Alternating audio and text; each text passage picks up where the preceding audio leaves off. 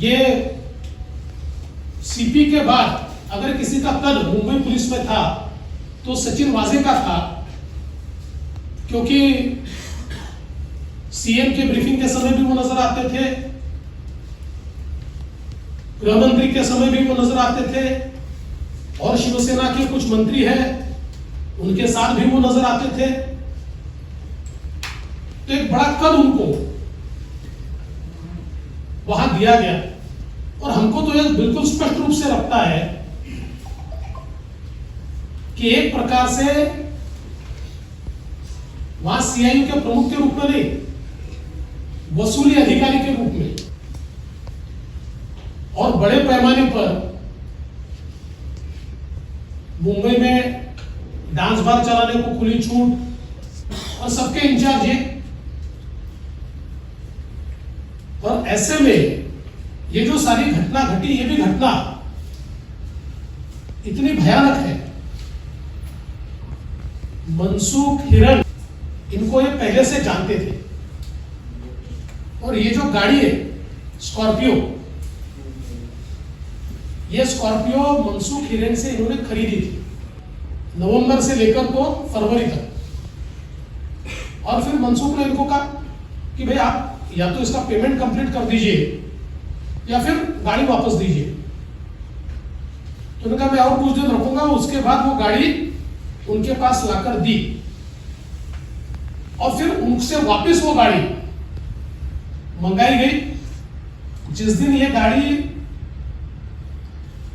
गुरुल में उन्होंने वहां पर जहां पार्क की उन्होंने, उस दिन आप देखिए ये गाड़ी में अगर ये गाड़ी चोरी होती, कहीं ना कहीं कोई टैंपरिंग होता, कोई दरवाजा जो लॉक है उसको खोला जाता, सब कुछ नहीं था।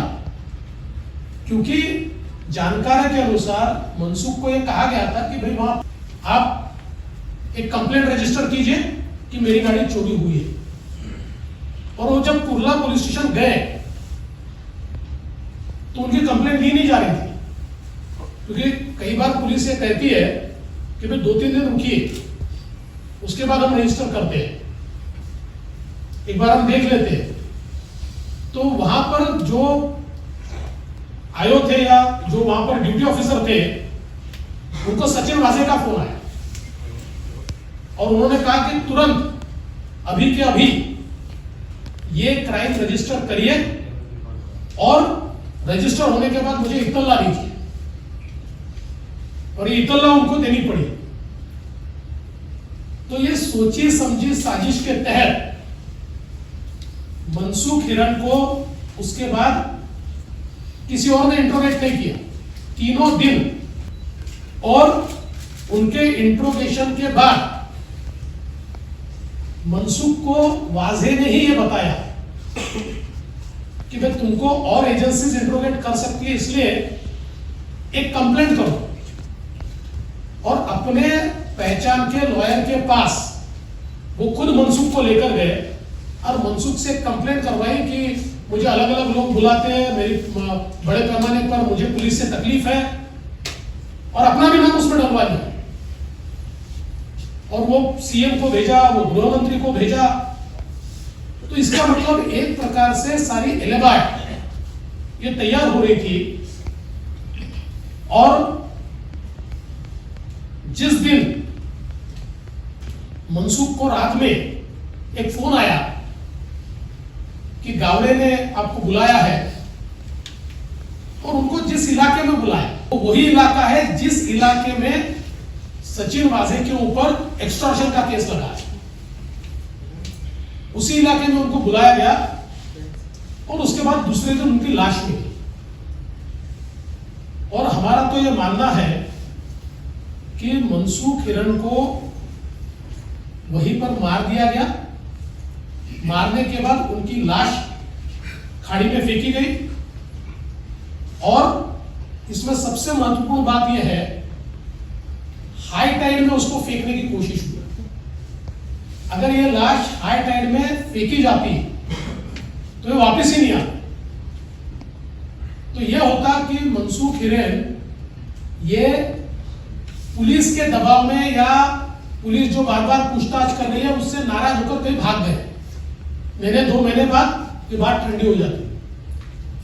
आधे घंटे का डिफरेंस आया स्टेशन में, और हाई टाइड की जगह लो टाइड है आधे घंटे के कारण।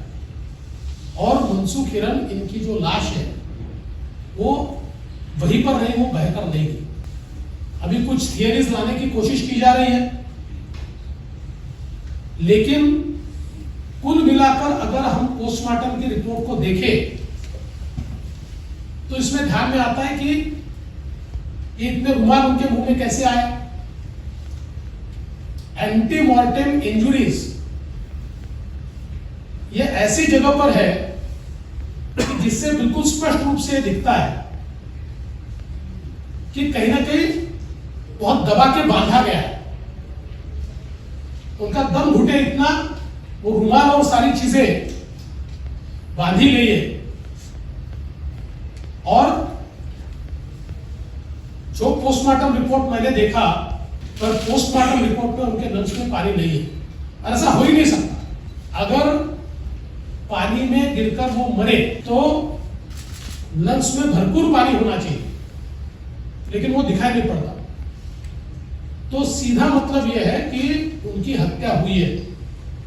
और हमारी मांग यह है, तो एनआईए ये बम विस्फोट या वो जो जिलेटिन वाला मामला है उसकी जांच कर रही है, और उसी में उनको अरेस्ट किया है। और हत्या का मामला या मनसुख के मौत का मामला जो है ये अभी भी एटीएस के पास है।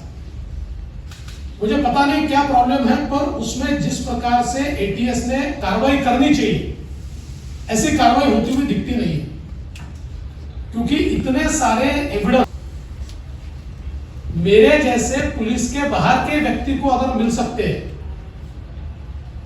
तो मैं दावे के साथ कहता हूं कि पुलिस के पास इससे ज्यादा एविडेंस है। और इतना ही नहीं, तो एटीएस और एनआईए ये दोनों के पास कुछ ऐसे टेप्स हैं जिसमें मनसुख की आवाज है, और जिसमें वाजा ने उनको क्या क्या कहा है इसकी पुष्टि भी होती है। तो इतने सारे एविडेंस होने के बावजूद अभी भी जो उनके मौत की केस है उसमें उसके बाद एक्शन दिखाई नहीं पड़ता। अब हमारी मांग तो यह है कि चूंकि ये कनेक्टेड मामला है, वैसे तो पहली कार्रवाई एटीएस ने करनी चाहिए थी और उनको यह हत्या के मामले में अरेस्ट करना चाहिए था, और उसके बाद उनकी कस्टडी एनआईए को जानी चाहिए थी, लेकिन एटीएस ने उसमें देरी की। और अब कनेक्टेड मामले में हम तो ये मानते हैं कि अब हत्या का मामला भी, चूंकि ये कनेक्टेड मामला और वो सबसे बड़े इसकी कड़ी है मनसुख हिरन जो है, इसलिए वो मामला भी अब एनआईए को टेक ओवर कर लेना चाहिए। उसमें भी जो सबूत आज एनआईए के पास है या एटीएस के भी पास है, मैं कोई एटीएस पर अविश्वास नहीं दिखा, पर कहीं ना कहीं मैं समझ नहीं पा रहा हूं कि क्या एटीएस पर कोई दबाव है। मनसुख हिरन, इनको जिस प्रकार से मर्डर उनका किया जाता है, जिस प्रकार से उनका खून किया जाता है, ये सारी चीजें मुंबई और महाराष्ट्र के इतिहास में इससे पहले कभी नहीं हुई। हमने 90 के दशक में क्रिमिनलाइजेशन ऑफ पॉलिटिक्स ये महाराष्ट्र में उसका अनुभव लिया था, और उसी प्रकार की परिस्थिति। और अब तो अगर रक्षा करने वाले ही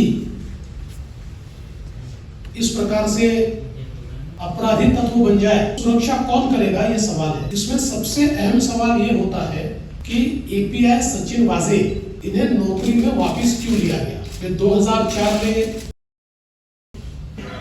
2007 में उन्होंने वीआरएस दिया, और उसके बाद उनका वीआरएस एक्सेप्ट नहीं हुआ क्योंकि उनके ऊपर इंक्वायरी चल रही थी।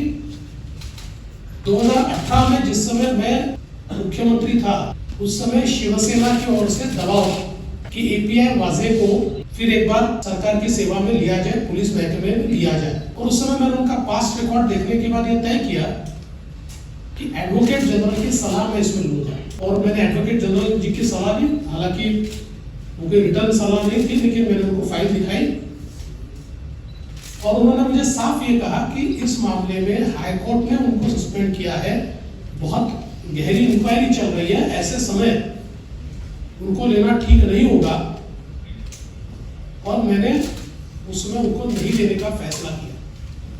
भी जानते हैं कि बीच में 2008 में सचिन वाजे इन्होंने शिवसेना में प्रवेश किया, कुछ समय तक शिवसेना के प्रवक्ता के रूप में भी उन्होंने काम किया। इतना ही नहीं तो जो शिवसेना के एक्टिव लोग हैं इनके साथ बिजनेस रिलेशन भी उनके रहे, कुछ कंपनीज भी उन्होंने तैयार की और 2020 में 19 के अंत में जब शिवसेना की सरकार, उद्धव ठाकरे जी की सरकार आई, तो फिर एक बार सचिन वाजे को वापस लाने का प्रयास शुरू हुआ और जैसे ही मार्च में कोरोना आया तो उसके बाद कोरोना का बहाना बनाकर और रिव्यू कमेटी ने बड़ा सिंपल सा उसमें लिख दिया कि चूंकि कोरोना में हमको अधिकारियों की आवश्यकता है, हमारे कई अधिकारी बीमार पड़ रहे हैं, इसलिए हम सचिन वाजे को वापस लेते हैं। इसमें इंटरेस्टिंग बात यह है कि पूरे कोरोना के काल में कोरोना के कारण अधिकारियों की आवश्यकता है, इसलिए केवल एक ही अधिकारी को या उनके साथ वाले जो 2-3 लोग थे उनको छोड़कर किसी अधिकारी को सरकार ने वापस नहीं लिया।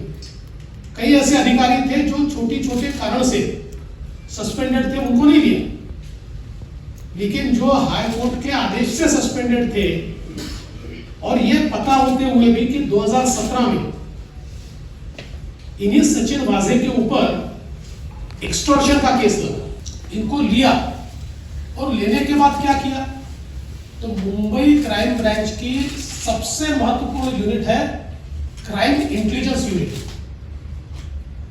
और एक क्राइम इंटेलिजेंस यूनिट को हेड करता है 2 पीआई दर्जे के ऑफिसर्स और सचिन वाजे जो एपीआई है, जैसे ही सचिन वाजे को लिया एक रात में ये दोनों लोगों को ट्रांसफर कर दिया और पीआई की जगह एपीआई को क्राइम इंटेलिजेंस यूनिट सीआईयू का प्रमुख बनाया।